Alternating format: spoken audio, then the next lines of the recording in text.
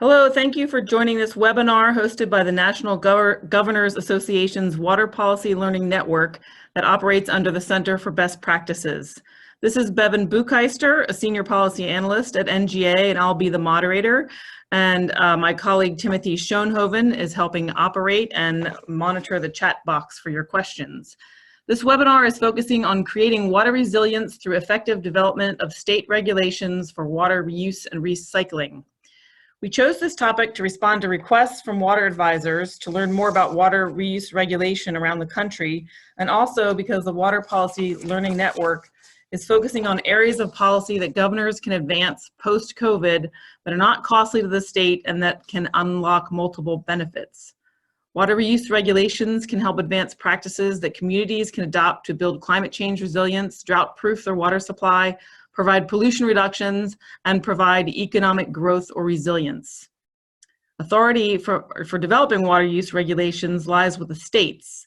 So today you're going to hear from several speakers. Our first speaker is Greg Fogel, Policy Director for the Water Reuse Association. He directs the organization's federal advocacy efforts, and this includes working closely with both the administration and with Congress to advance legislative and regulatory policy priorities. Greg will provide an overview of water reuse benefits, state of regulations across the country, and Environmental Protection Agency's National Water Reuse Action Plan. Then we're going to turn to the state regulatory spotlight, where we will hear from Brandy Honeycutt and Liz Lemons. They're both environmental protection specialists for the Colorado Water Quality Control Division. As a team, they work on the permitting, compliance, and regulatory development for reclaimed water for the state. They're going to discuss drivers for water reuse in Colorado, effective development of regulations and challenges, the types of water reuse currently allowed in Colorado, and future rulemaking for potable reuse. And finally, for our water reuse case study, we'll hear from Micah View, the business programs manager for Loudoun Water in Virginia. He manages Loudoun Water's reclaimed water and demand management programs. He's the past chair of Virginia AWWA and the Virginia Water Environment Association's Joint Water Reuse Committee, and a contributor to the US EPA's National Water Reuse Action Plan. So Mike is going to tell us about Loudoun Water's experience spearheading adoption water reuse regulations in Virginia so they could use water recycling to promote economic development in Northern Virginia and reduce pollution to respond to water quality standards. And he's also going to share lessons learned for development of effective regulations. So before we begin, I'd like to let you all know that this webinar will be recorded and all registrants will be sent a link afterwards. Also, we encourage you to ask questions after each speaker or while they're talking, and I will just direct your attention to the Q&A box at the bottom of your screen or the chat box. So we'll be taking questions from either of those boxes, and Timothy and I will be posing them to the speakers. So without further ado, let me hand it over to Greg Fogel to give you a background on water reuse and recycling. Thank you, Bevan. Hi, everybody. My name is Greg Fogel. I'm the Policy Director with the Water Reuse Association. I'll start by giving a brief introduction to the association. We are an association of both public sector entities and private sector entities. We have close to 250 municipal agencies, water and wastewater utilities, that are members of our association, and then another over 200 private sector businesses, mostly technology firms, engineering firms, consulting firms, the folks who do a lot of the important work on water recycling around the country, working closely with our public sector members. We also have another 50 or so institutions and state regulatory agencies that are members of the association. So a pretty diverse membership with varied interests, but all focused on advancing water recycling around the country. We focus our advocacy and government relations agenda at the federal level. We have state sections and regional sections that do work on state regulations and state policies, but the association itself only engages at the federal level on advocacy issues.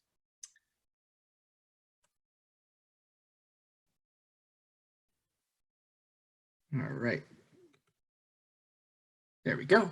So I'll start by giving a bit of history on how water recycling has evolved.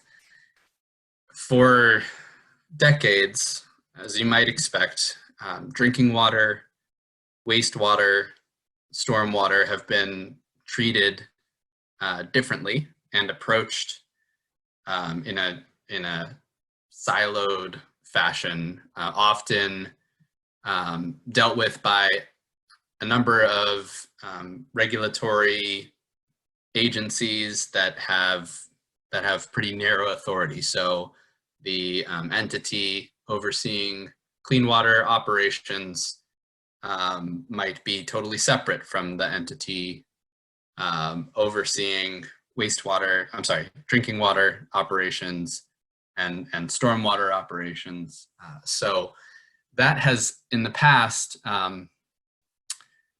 worked okay, but as water recycling evolved over the years, it became quite clear that in order to really make changes and advance the adoption of water recycling, we were going to have to think a little bit differently about how water resources are managed. So in recent years, there's been much more focus on integrating water resources management, dealing with drinking water, stormwater, clean water management holistically, and having water recycling be a centerpiece of that.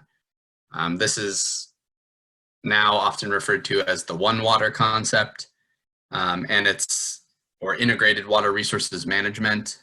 And it's something that we have been doing a lot of work to promote as a concept.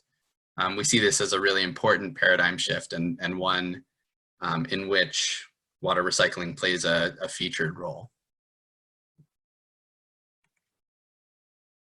So what do we mean when we say water recycling or water reuse? Well, we're talking about the treatment of any number of water sources for a beneficial use. The source of water can vary and the beneficial use can vary. So we might be talking about municipal wastewater being treated for application on landscapes for irrigation, golf courses, for example.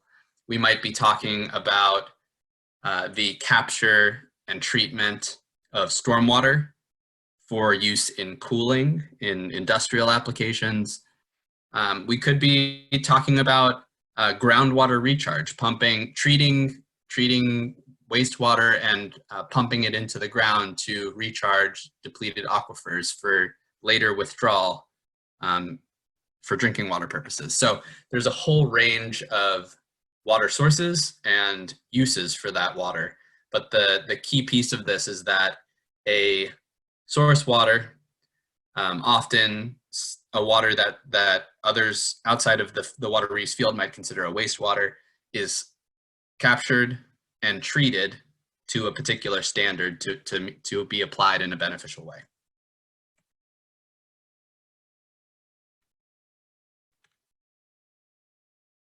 We talk a lot now about fit for purpose treatment. So you're using any number of sources, and because of the advancement of technology and the science over the years, we can now treat any type of water for a whole range of uses. So you can take the dirtiest wastewater and apply modern day technologies to treat it to very high standards now. And there's talk of, and examples of all different types of wastewater or source water being being applied for different things. So for example, oil and gas produced water out in Wyoming is being captured and treated for use for irrigation purposes. Some of them, like that one, tend to be more controversial than others, but there's a very wide range of applications for recycled water because of the technology that we have and our ability to treat it to a variety of standards.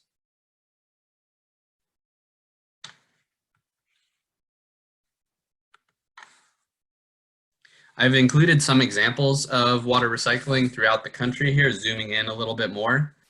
I won't read through all of these, but you can see some examples from out west, and later on in the presentation, you're going to hear from our friends in Colorado and Micah from Loudon Water, who will give you a deeper dive into what this is looking like on the ground. But this is everything from potable reuse, drinking water, to industrial applications, to ecosystem restoration, and business development. In the Pacific Northwest and Midwest, there's again a range of applications. In Idaho, water recycling is being used to keep thousands of tons of nitrogen and phosphorus out of the waterways and to produce a sustainable supply of irrigation water. There are industrial and stormwater applications. On the East Coast, we see water recycling being used at Gillette Stadium. Mike is going to talk about the Loudon experience. It's quite amazing. In Hilton Head, out in South Carolina, we're talking about $600 million annually in economic activity being sustained through water recycling. Bevan mentioned at the outset that water reuse is largely regulated at the state level, and I think that's really the primary reason here that that you all should be thinking about water recycling. If it's going to happen, it's going to happen because the states are enabling it and supporting it. There is no federal regulation for water recycling. There are, of course, federal regulations related to clean water and drinking water, but water reuse is left to the states to enable. This map is from 2017, so it's a few years out of date, but it gives you a general sense of where things stand across the country.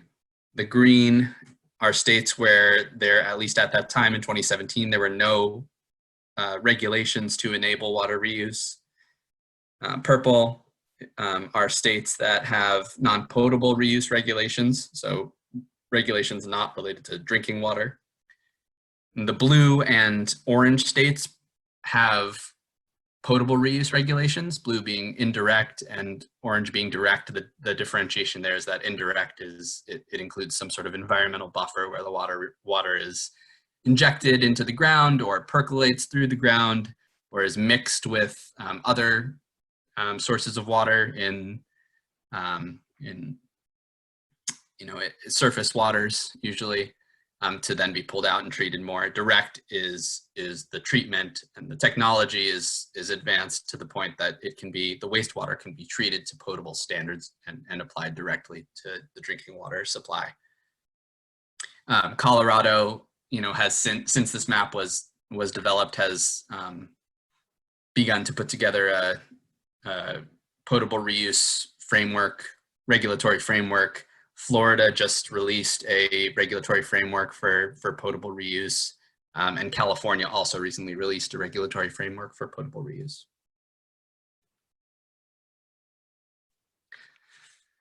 So given that so much is left to the states, what is happening at the federal level? Bevan mentioned something called the National Water Reuse Action Plan. This was developed by the U.S. Environmental Protection Agency beginning in February of 2019. It was developed in collaboration with the water sector, both stakeholders from around the country and the national associations. Water Reuse Association worked very closely with EPA on this plan, providing feedback collected from our membership, and held several national convenings to inform the development of this plan. We also worked closely with our water sector association partners to develop our comments. So it was very collaborative in nature. And because of that, it's a very robust plan, and one in which EPA is not the only entity featured. It's actually, it's very, the set of actors that are involved and leading these actions is very diverse. You have numerous federal agencies. You also have non-federal entities that are leading actions. There are 37 fully developed actions in total. And as you see here, 28 unique action leaders. So it's quite impressive. It's quite a range. The Water Reuse Association is leading 7 actions, leading or co-leading 7 actions. We're partnering on another 11, so 18 in total. And there are several that the federal agencies are leading. I wanted to give you a quick taste of some of these actions. I'll move through these rather quickly. Again, there are 37 total, so this is just a few of them, but some that are most relevant to the states. The first one I wanted to highlight is a compilation of state policies, excuse me, and approaches. What we're probably going to focus on here really is creating an interactive map and listing of state level policies and regulations related to water recycling. You saw that map earlier in my presentation. It'll be much like that, but it'll be more interactive and include a lot of detail, and it will be updated. The goal is to have a comprehensive list of policies, state level policies and regulations. So it will be quite an undertaking, but our initial goal was to have it done this year. It may now slip into next year. The next one I wanted to highlight is a compilation of existing fit for purpose specifications. So I mentioned fit for purpose, that approach in an earlier slide. What fit for purpose standards have already been developed across the states? What's out there? Can states learn from each other by looking across the fit for purpose specifications that are already out there? This is another similar activity to the last one, where we're doing a lot, doing a lot of research and reaching out to our members and to the states to see what's already out there, putting that in a centralized location.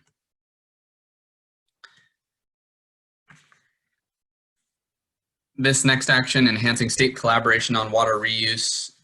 This is the last action I wanted to highlight for you all. This is a partnership between Water Reuse Association, the Association of Clean Water Agencies, and the Association of State Drinking Water Agencies. We'll be working through what this might look like in our new virtual world. We just announced today, actually, that our symposium, our annual symposium in September is going virtual. But there will be opportunities for the state clean water and drinking water regulators to get together and share information related to water recycling. We had a very successful event at last year's Water Reuse Symposium out in California, and we're looking to replicate that moving forward. So those are a few highlights. There are many other actions related to stormwater, figuring out how to capture and reuse stormwater, what the barriers are, developing a research roadmap. There are communications related actions that that are all very relevant to the states, but those are the ones that I wanted to highlight. So with that, I will turn it over to Bevan. Thank you. Thanks, Greg. I was going to stop and pose for questions, but I think we will just move along right now and then hand it over to Brandy Honeycutt and Liz Lemons to tell us what the situation is in Colorado, and then we'll see if we can fit some questions in after their presentation. So Brandy, I want to hand it off to you. Oh, Liz is going to start. Okay. Actually, this is Liz Lemons. If we could move on to the next slide. I wanted to thank the NGA for having us come to speak. We were presented with a whole raft of questions that we wanted to answer for the end of our presentation, and we will do our level best to try and get through them. Next slide, please. Reuse in Colorado is almost as the problem of water scarceness in Colorado is almost as old as Colorado being developed itself. We have always been a state that is subject to drought, to flooding. We're particularly susceptible to climate change.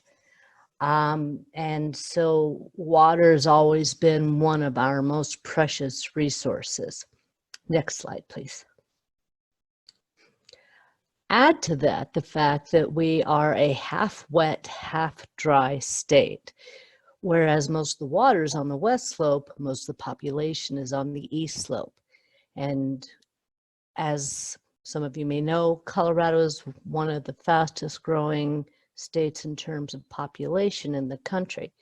So we're having to figure out how to make the water we have go even further. And so one of the things we did, when we built a treaty with the West Slope, is that the East Slope obligated themselves to reuse and make the most of the water that they take from the West Slope and use it, the term is to extinction, use it as much as we possibly can. And then I'll pass this on to Brandy. Yep. So we have two different water reuse regulations in Colorado. One of them is for gray water reuse. This water is sourced from showers, baths, bathroom sinks, laundry machines, and laundry sinks. And it can be treated and reused for landscape irrigation as well as toilet flushing in both single-family homes and multifamily and commercial properties. So you'll see with this reg, there is no toilet water source or kitchen sinks, so less organic matter is in this water. Also with Regulation 86 for gray water, really the cities and counties kind of issue the permits and enforcement of the gray water reuse program. I mean, we have our regulation that cities and counties must implement, but they are more so in charge of kind of running the show. In contrast with our reclaimed water regulation, which is municipal domestic wastewater collected, really the Water Quality Control Division issues the permits and does a lot of the enforcement piece of that regulation. So next slide.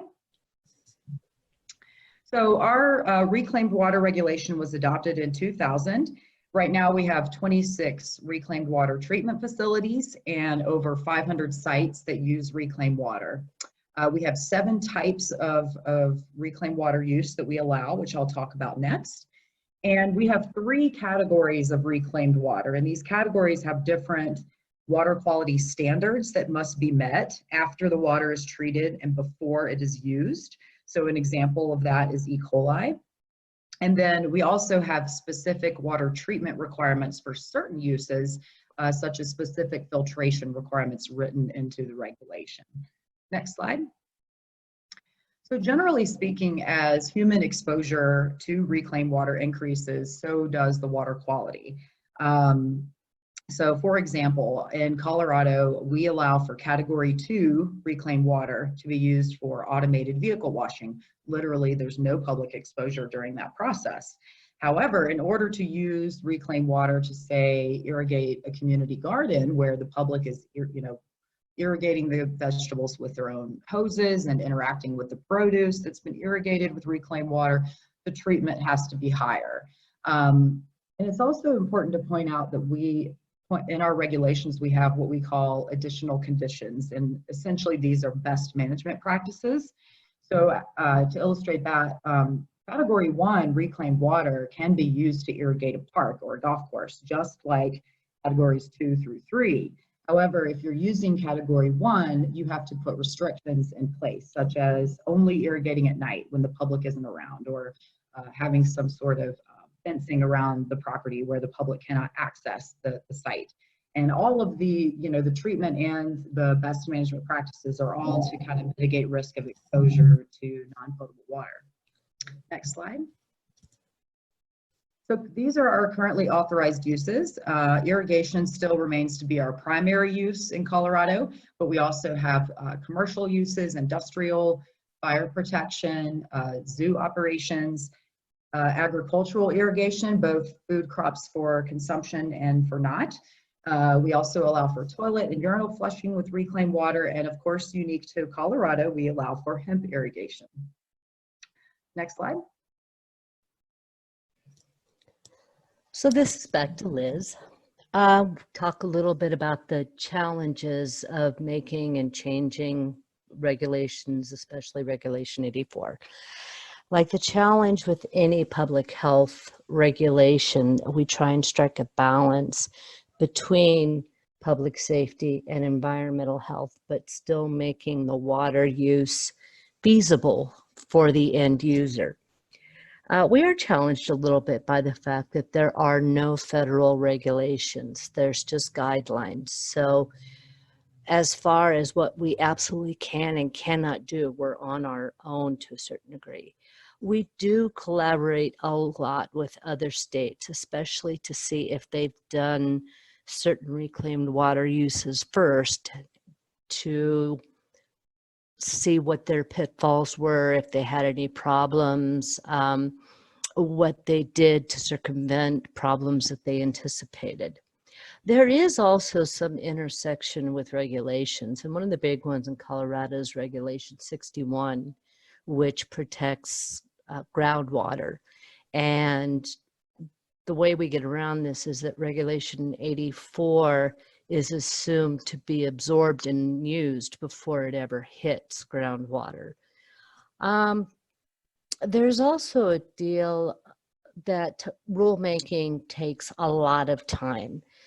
We were supposed to go through a complete revamping of Regulation 84 to make it a little more user-friendly. But then we had a stakeholder come forward with the proposal of using reclaimed water for hydraulic fracking. And since we did feel that this was a legitimate use, we then had to put our resources towards that. And that can be a pretty big demand on time and resources. You have to realize that Brandy and I are the entirety of the Regulation 84 reuse water quality program in the state of Colorado. Next slide, please.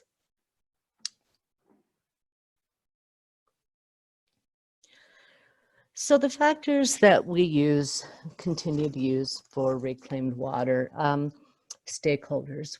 The stakeholders are members from different facets of the community, whether they are active in public health, the environment, or if they're actually the business makers who hope to benefit from the use of reclaimed water.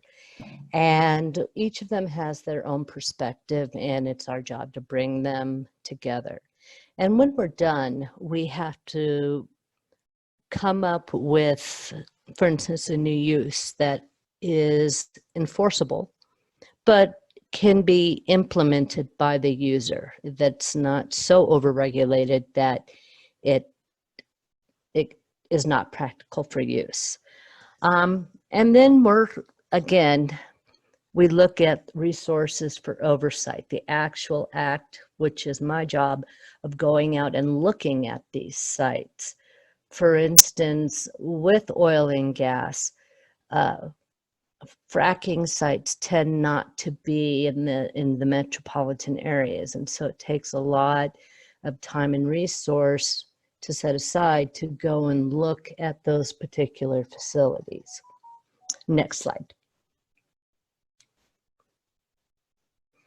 So I have been with the division for 15 years, and so we've gone through a whole bunch of rulemaking processes, and we're kind of getting the hang of it yet. It's just, you know, it should only take 15 years for us to start to do this, right? What we have done is we've tried to figure out what works and what does not work going into the process. And one of the big things we discovered is that we usually have to have a facilitator or an arbitrator to come in and kind of keep all parties going in the same direction and keep us focused on what does work, which is, in a nutshell, the scientific information. About the time we were doing the edible crops rulemaking, we had an experience with one of our recreational facilities called Water World, and because of an interaction between their drinking water and their non-drinking water, they had a Legionella outbreak. So trying to keep all that stuff in line and trying to avoid the yuck factor, this is way too risky, or we don't see any evidence of risk in this at all, comparing apples and oranges when we're comparing uses like car washes and cooling towers, things like that. So next slide on that, Brandy. All right, so what we're working on now is the development of direct potable reuse regulations, which, like Greg mentioned, is essentially taking municipal wastewater and putting it through advanced treatment to drinking water standards that meet the Safe Drinking Water Act. So we started out with getting stakeholders together to develop a framework for the components that should go into regulation, policy, and guidance. Those are kind of our three pillars of enforcement with our regs. Regulation is the meat, it's the big enforceable piece. Policies are enforceable, but more easily to change. And then guidance is not enforceable, but it is kind of instructions on how to implement the regulations and the policy. And we wanted to make sure we got this right because, like I said, policy and guidance are kind of more easy to change. And with direct potable reuse, there's a lot of development and advancement in the technology for treatment as well as monitoring practices. And so because it's evolving, we want to be able to evolve our regulation to go along with that and not make it so time consuming and difficult to make minor changes. Another piece of our framework was communication and public outreach planning. With direct potable reuse and really any potable reuse, it's really important to get your public to understand the safety of this process, that treatment works and that the water does come out drinkable and safe to drink. Next slide. So after that, we did sort of a more formal prep work. An independent advisory panel was formed, and this panel consisted of engineers, folks that have already kind of worked with direct potable reuse out of Texas, and then our department, of course, and other stakeholders, and started to develop more specific treatment and monitoring requirements that would go into a direct potable reuse regulation. Out of that came a publication that the National Water Research Institute published in 2019. It's called Guidelines for Direct Potable Reuse in Colorado.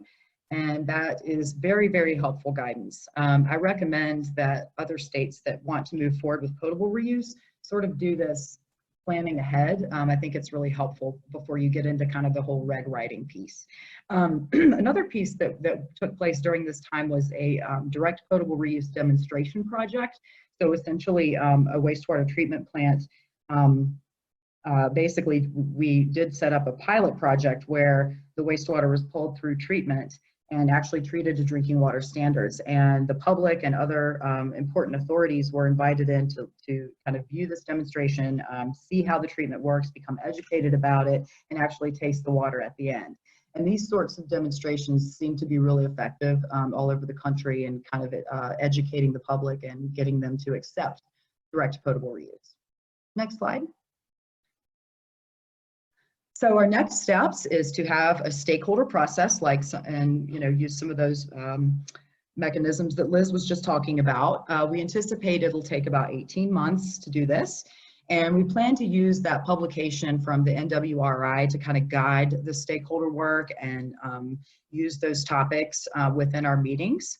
And after that stakeholder process, then we will move into the formal Water Quality Control Commission process. And so by the time we get to that commission process, we should have regulatory requirements written out in draft form to submit to the commission, and also the public and parties who want to be involved to kind of comment and go back and forth until the final rulemaking, where the commission will vote on the regs. And so if all goes well, we'll have this done within a couple of years, but the pandemic seems to have put some halts and holds on some things. So we may not see that as soon as we anticipated, but still very motivated to move forward.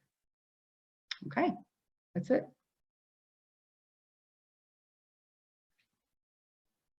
Thanks, Brandy and Liz. This is Bevan, and I just have a question. In 2000, when Colorado first passed its water reuse standards, the non-potable water reuse standards, did you have to invest in new infrastructure to deliver this water? I mean, right now, currently when water's leaving your house, it's all going to the wastewater treatment plant, the stuff from your showers and your dishwashers and your clothes washers. But so did the state have to invest in this new infrastructure? And also, if a request is driven by a specific industry, did they help do the infrastructure build out so they can get that reclaimed water?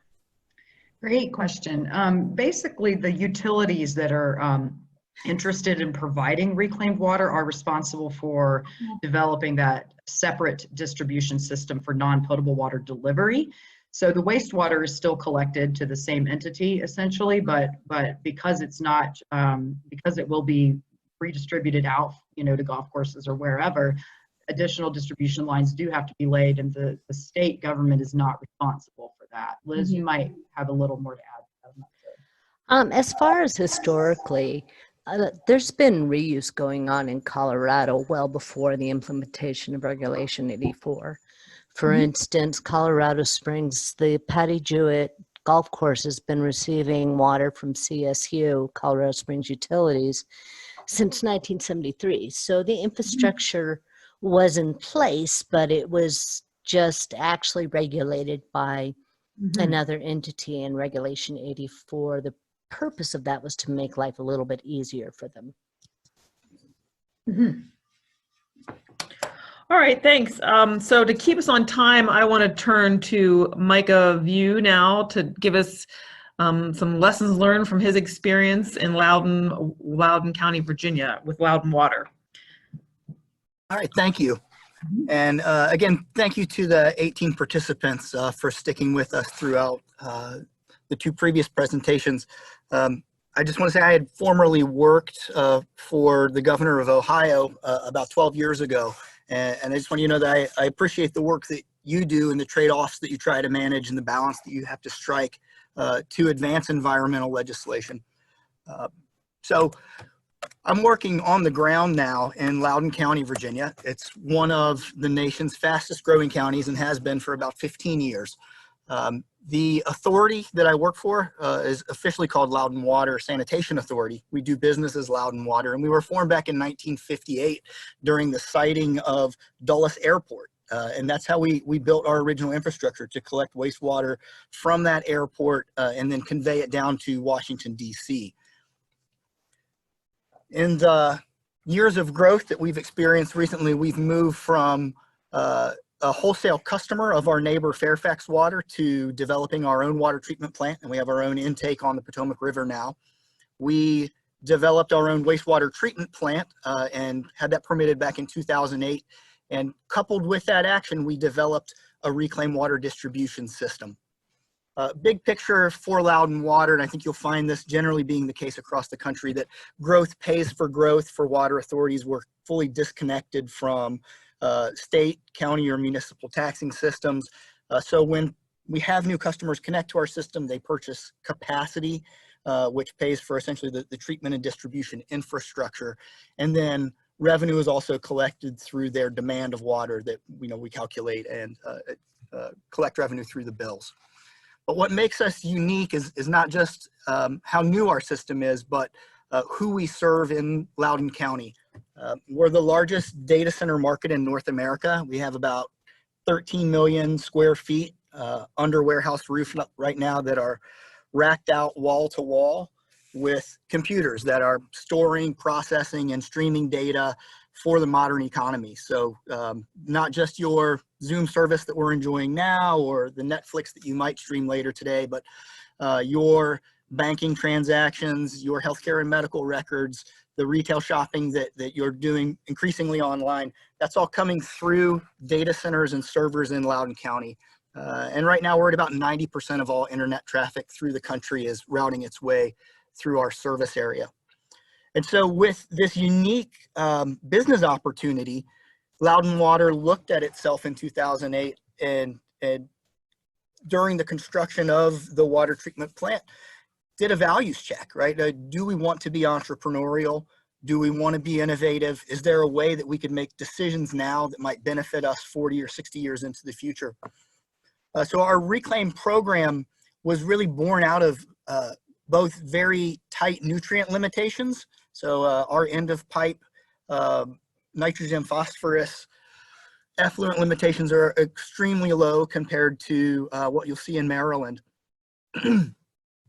But it positioned us to attain this great water quality that could be sent out to a different market.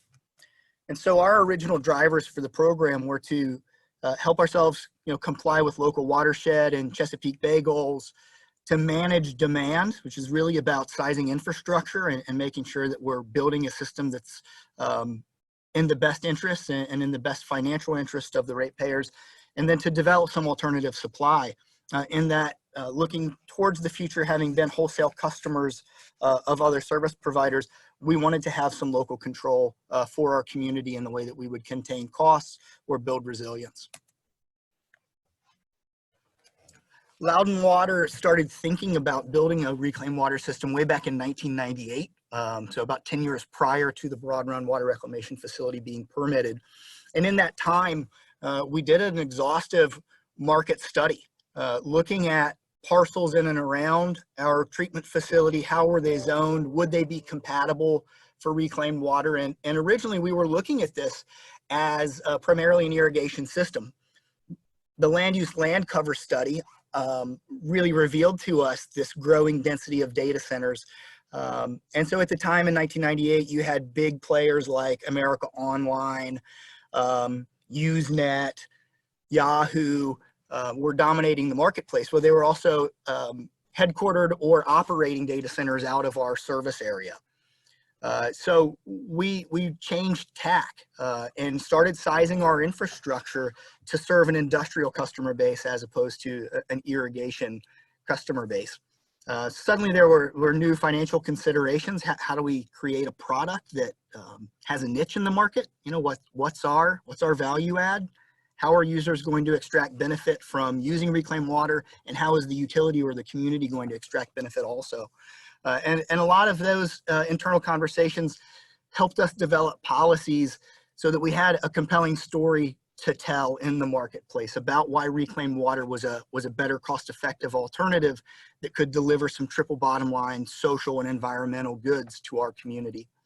And all of that as a package became our market strategy. It became our talking points, our elevator statements, and ultimately in black and white in our utility policy for the way that we would grow the system. I think it's important to mention, particularly at this juncture in our country's history, that Loudoun Water was able to draw down about $1 million in 2010 through the American Recovery and Reinvestment Act to grow one of the three legs of our initial reclaimed water distribution system. And so for those of you in the States, you're very likely to be faced with that opportunity again in some sort of future federal stimulus that would be passed down to the states. In Ohio, we were in the position to bring Ohio Department of Development, Ohio Department of Agriculture, and Ohio Department of Commerce together to develop a strong rubric around that allocation and to deliver about $10 million at the time for bioproducts and bioenergy research and deployment. So start working now on the outreach for shovel-ready projects in your area because I think it's very likely that we will see some sort of federal stimulus within the next 18 months.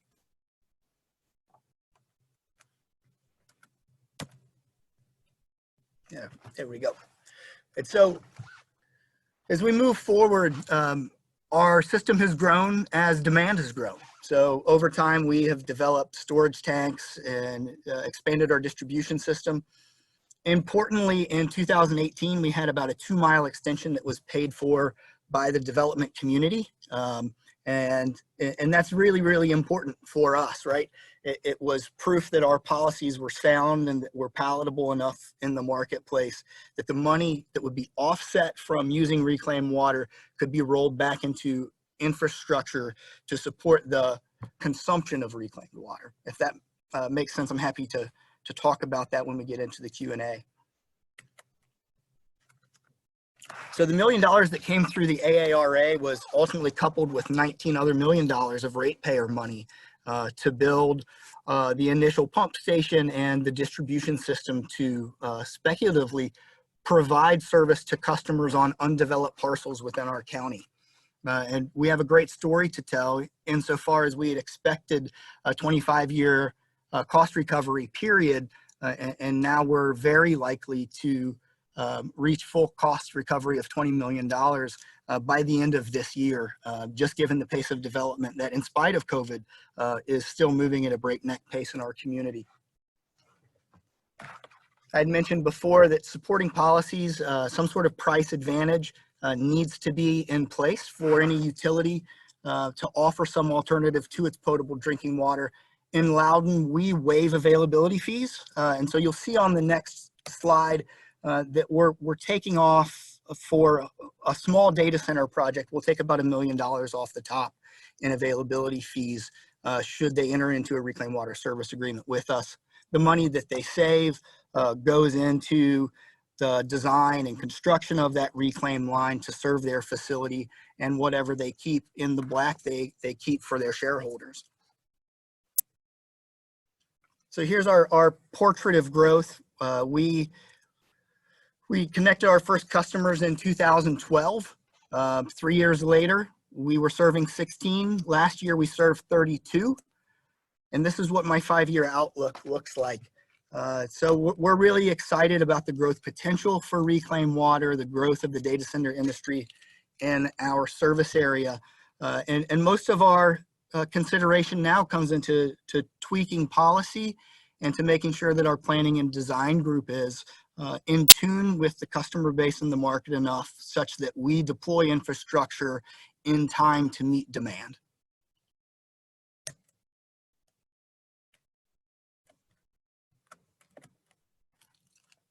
So looking back to 2019, we served more than 600 million gallons of reclaimed water. That's just around 1.8 million gallons per day. The nutrient management aspect of this is where we continue to extract the greatest value for the environment and for Loudoun Water's ratepayers.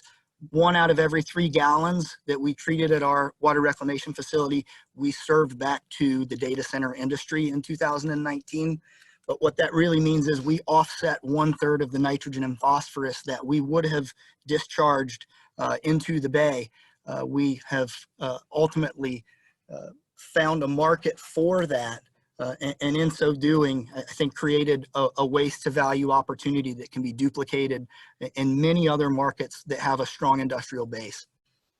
And then finally, the additional supply piece, it really can't be overstated from the point of view of a utility, how important peak shaving is, how important it is to have a diversified water portfolio so that you can manage your customers' expectations and fiduciary responsibility for your board through the extension of what essentially functions as a third utility service, reclaimed water alongside traditional water and wastewater services.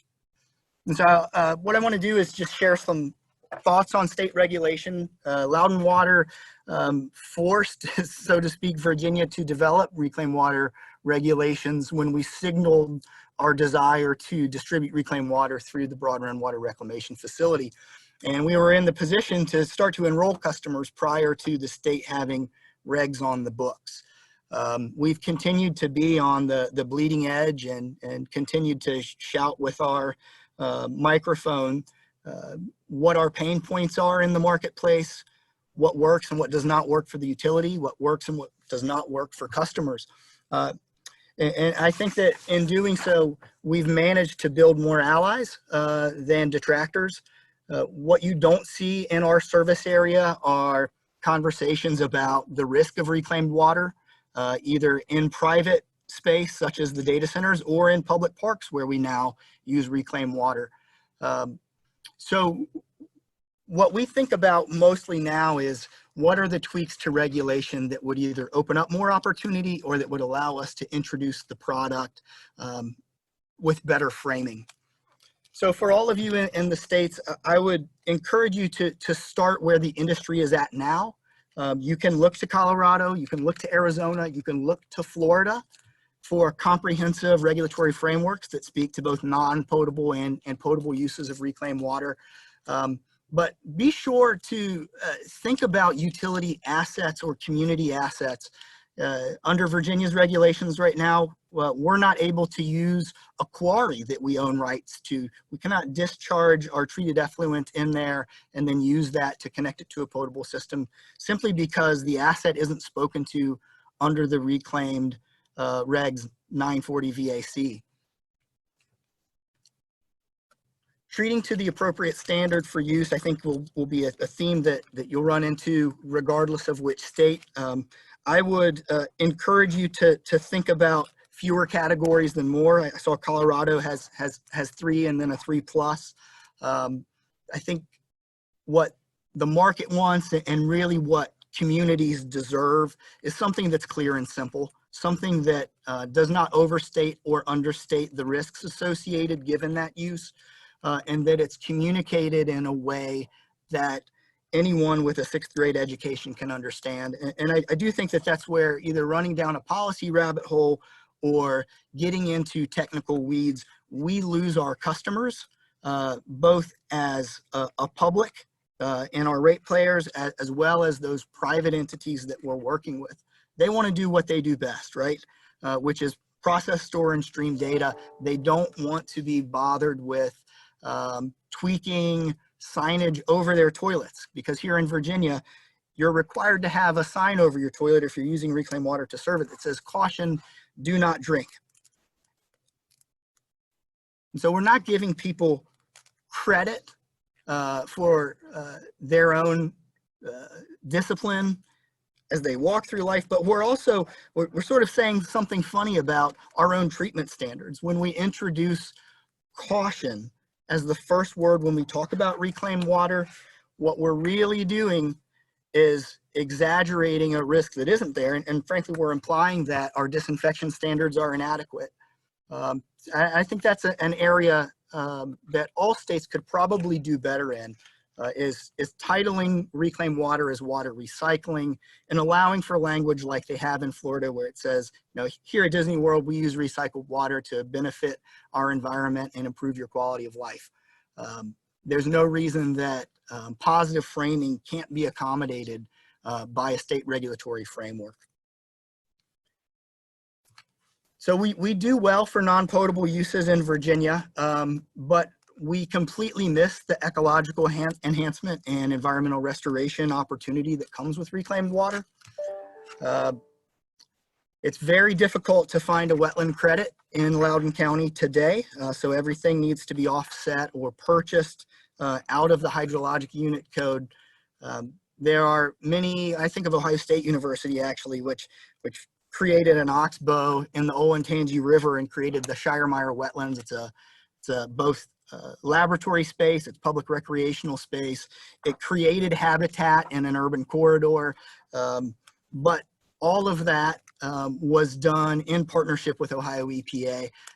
Here in Virginia and in other states, there needs to be some frank conversation about what the highest best use of this resource is and how communities can extract the most benefit from it.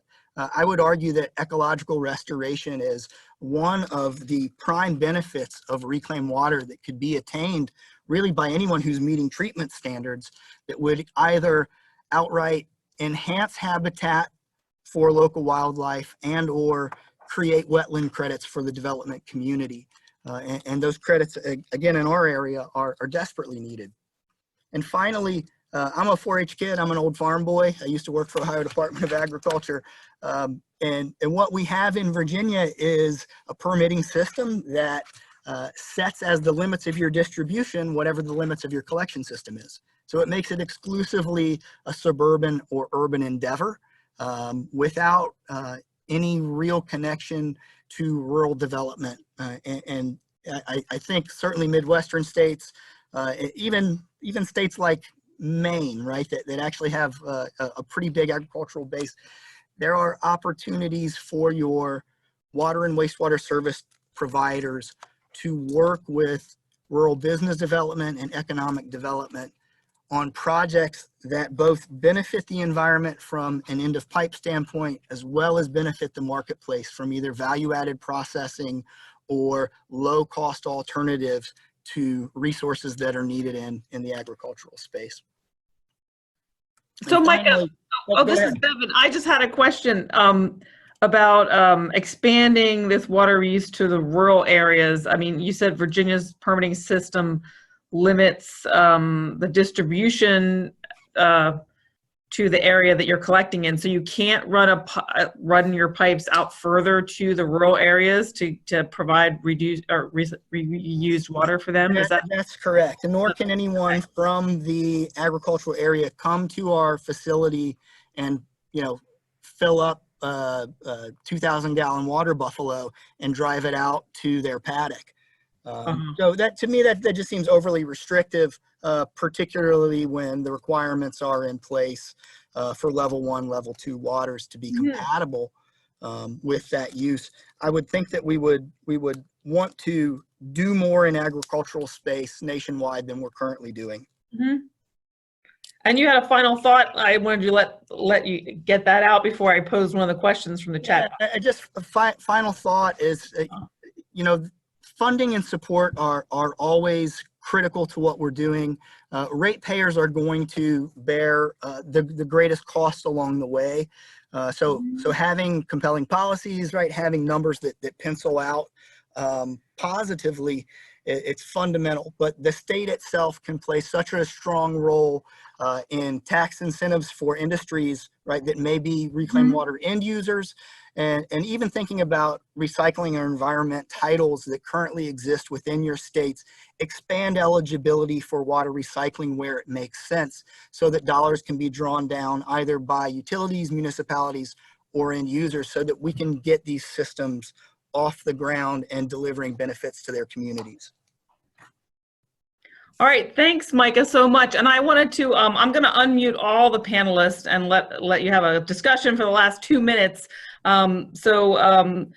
Liz Lemons, one of the other panelists, asked, are you dismissing all the risk associated with reclaimed water with that kind of messaging? You talked about the different kind of messaging they have down at Disneyland and then the messaging that Virginia requires. So what would you? I guess my response is, and we've been doing this in one fashion or another for more than 100 years in the United States, with or without state support, with or without federal support. If anyone can provide me an example of water that was treated to an appropriate standard where human contact led to an illness, a disease, or something wrong, I'd like to see it, because frankly, that risk information from an observed basis isn't there. Now, do I understand that Legionella absolutely presents a risk and that we should have primary and secondary disinfection in place? Yes, right? But our regulation should provide for the treatment standards or make required those treatment functions by end users such that risk is minimized or eliminated. I think much of what we presume for risk in Virginia, speaking exclusively to Virginia, it overstates the risk and frankly is saying that our treatment standards are inadequate if you can't have contact.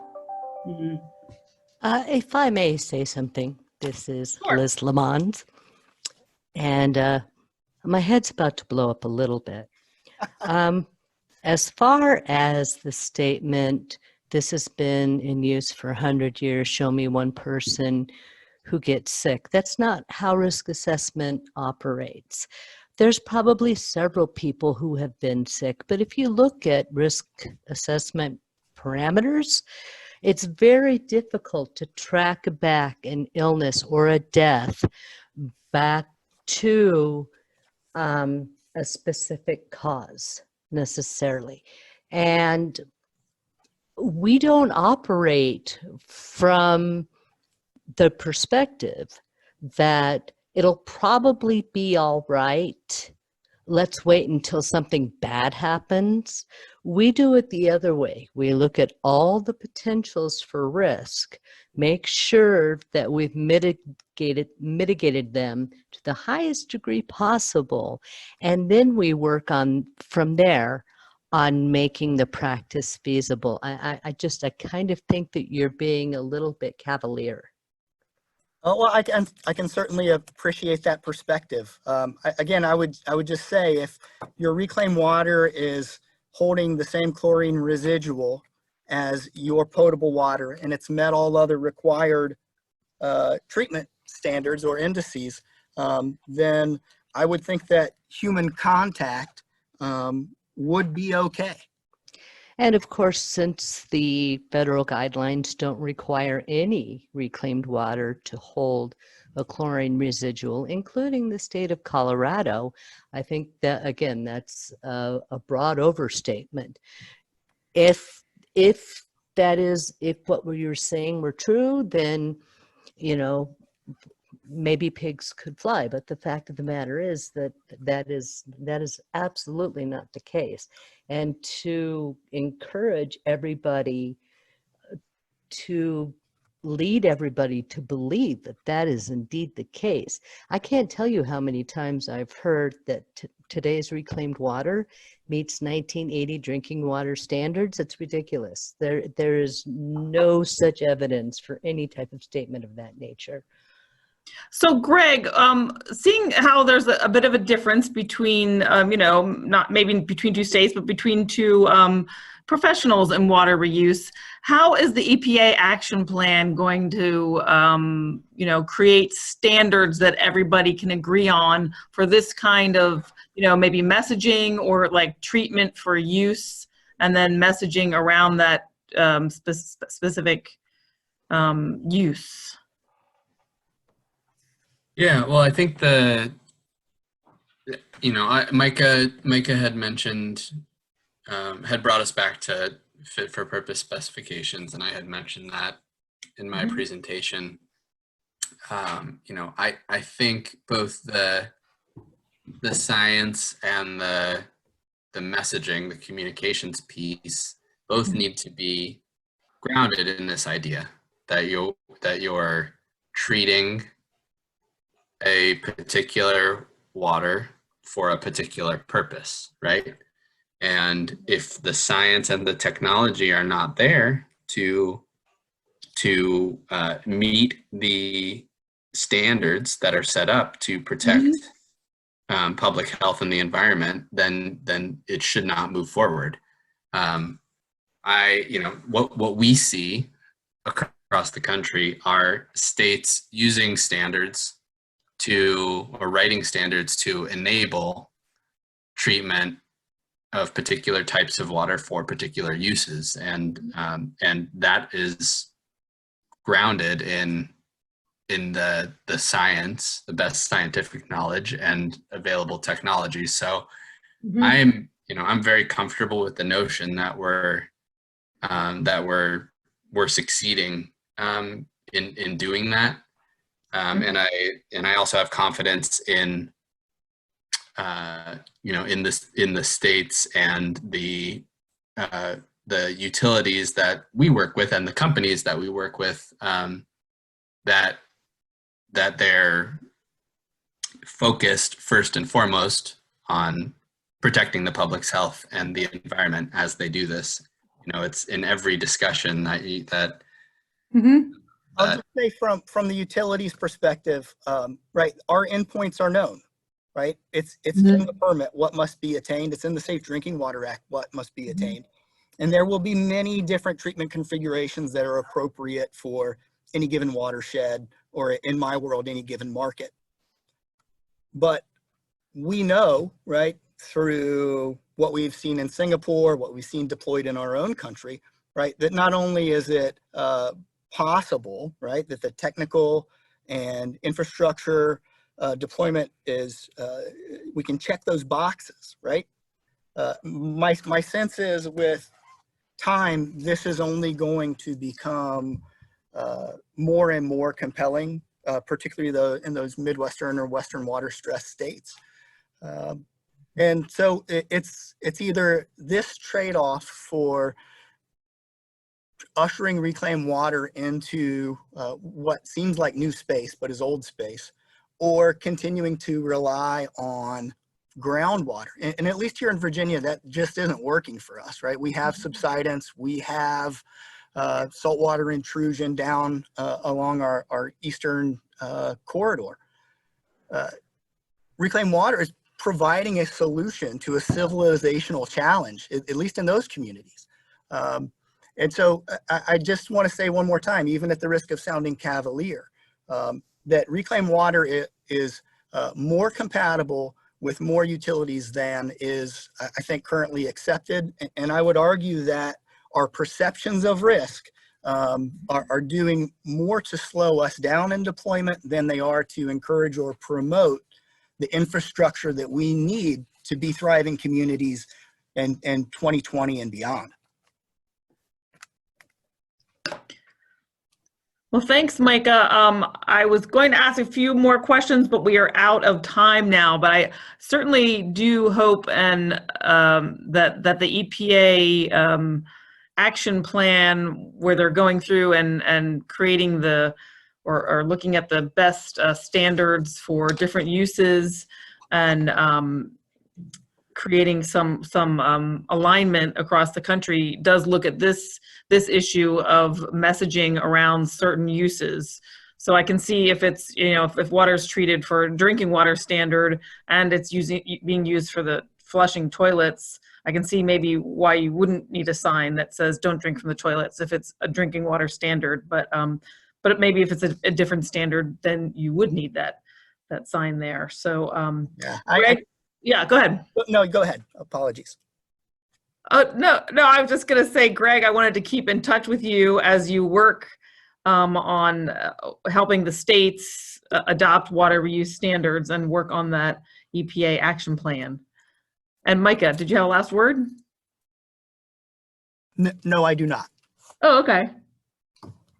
All right, well, I want to thank all of our speakers and let you all know that this recording will be sent to all the registrants and also all the people that we invited to the webinar, some of whom could not make it today. So I just wanted to thank you on behalf of National Governors Association. This is a topic we'll be looking at again and again as we help governors make progress in the policy areas that they can work on post-COVID that we hope are not expensive and can unlock extra uses of water and multiple uses of water. So thank you all again and have a great afternoon.